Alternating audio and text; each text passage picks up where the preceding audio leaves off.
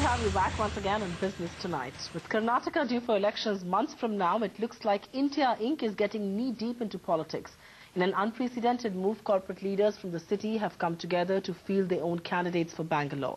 Backed by the likes of Narayan Murthy and Kiran Mazumdar-Shaw, the group is betting on the urban voter to get its candidate through. The big question, will this experiment pay off and set a new trend across the country?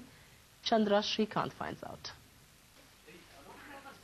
Bangalore's business elite, credited for putting the city on the global map, are now hoping to influence its politics as well. Prominent Bangaloreans comprising entrepreneurs, retired government officials, athletes and activists have come together to form the Bangalore Political Action Group.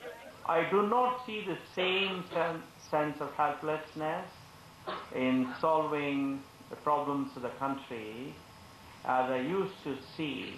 I believe that this is the right time to wake up and build an aspirational dream and an action plan. The idea is to select a candidate from any party or even an independent who can best represent the interest of the city. Criteria include an unblemished record and extensive experience in public service. We want to focus on creating our own vote bank, so to speak. Our own vote bank are the urban educated voters who today are voiceless and don't even exercise their franchise. The last time an entrepreneur, Captain Gopinath, decided to fight elections, it generated enough excitement. But that did not translate into votes. And civil society movements so far have always started off with huge interest, but failed to sustain the momentum. It remains to be seen if Bangalore's ink shot at influencing politics will be replicated by India Inc. or frizzle out. With Chandra R. Srikanth in Bangalore, Simran Gill, ET Now, Mumbai. And to talk more about that initiative, joining us on Business Tonight this evening is TV Mohandas Pai, someone who's closely associated with that effort. Mr. Pai, thanks for chatting with us on ET Now. Civic and infra issues in Bangalore have been talked about for a while. For years now, you've been talking about it as well. Why now? Are you timing this ahead of the elections in Karnataka, or is it because of some other tipping point, so to say? Well, the garbage crisis was a turning point. The garbage crisis demonstrated that governance in Bangalore city was broken. The BBMP, the municipal body, was incapable of providing the kind of infrastructure and services that the city required. And the fact that we were looking at an epidemic looming large because of the lack of clearance of garbage, that brought all of us together. And when we analyzed, we found that the root cause of all this bad maintenance is a lack of governance. And that's what forced us to come out with a institution which can hopefully increase governance with the participation of citizens, like the Bangalore Political Action Committee. All right, whatever good can come of the garbage, all pun intended. But Mohandas Pai, elections are just a few months away. Have you already identified candidates who you will be backing?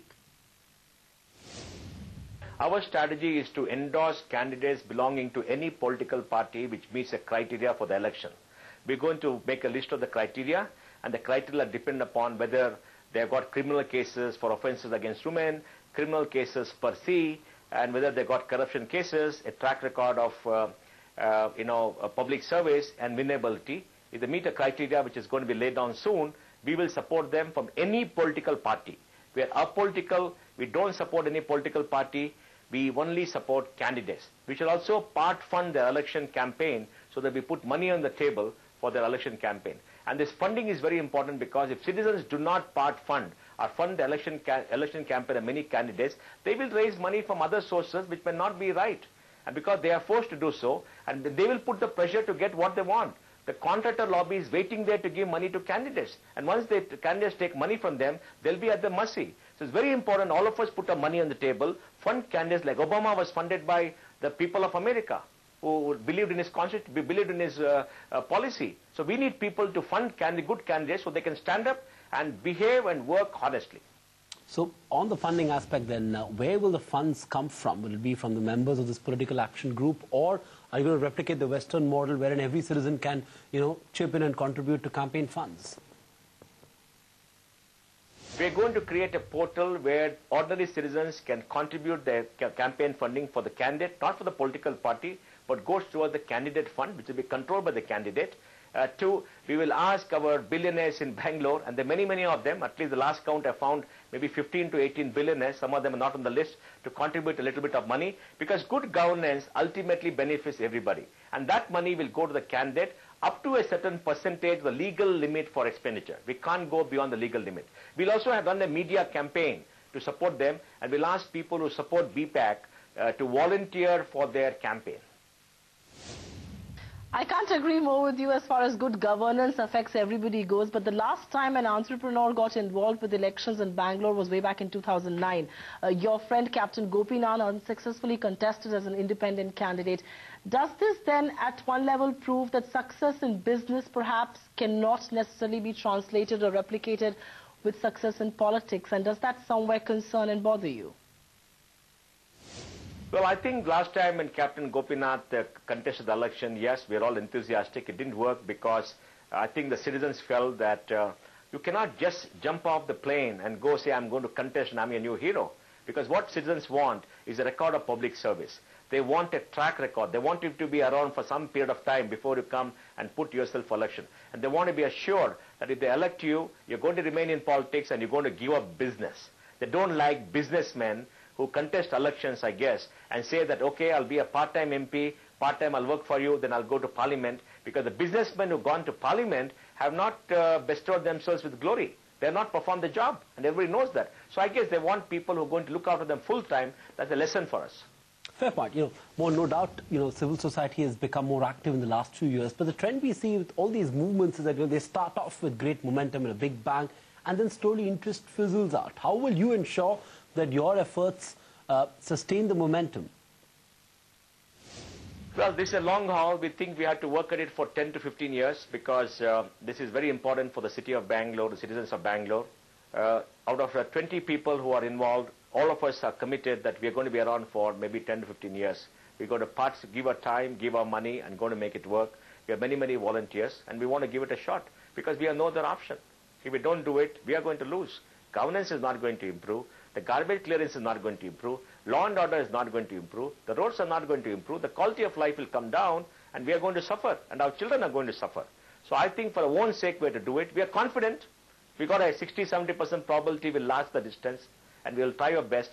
Even if we don't last the distance, if our move can inspire a lot of people to be civil activists, to participate in the political process, to demand action from their candidates and their representative, we would have succeeded. We do hope you last the distance, the whole hog, but N.R. Narayan Murthy coming out and endorsing your effort, how do you really plan to leverage his support? And do you see your group holding a candle not just for Bangalore, but for other Indian cities as well? We definitely want to replicate this, say, in a city like Delhi. Well, for us, Narayan Murthy is an elder statesman, not elderly, elder statesman, because he's an icon of India, icon of industry. His reputation is impeccable and everybody respects him. He's coming and inaugurating is a testimony to his faith in us, I guess. So we will go to him for advice. We'll seek his advice. We'll request him to participate whenever he's free. We'll request him to guide us, to stand up for what he believes right. He made a fantastic presentation. He's on our web page, and we'll use him. Whether Narayan Murthy will go to other cities depends upon whether citizens of other cities want him to come. As far as we are concerned, we are for Bangalore city alone. And our focus will be Bangalore city alone. All right. Your focus will be Bangalore alone. We wish you the very best with it, and we do hope someday India can replicate your model. Thanks very much for being with us on Business Tonight. We take yet another breather on the show and come back with a controversy that's brewing hot in New Delhi.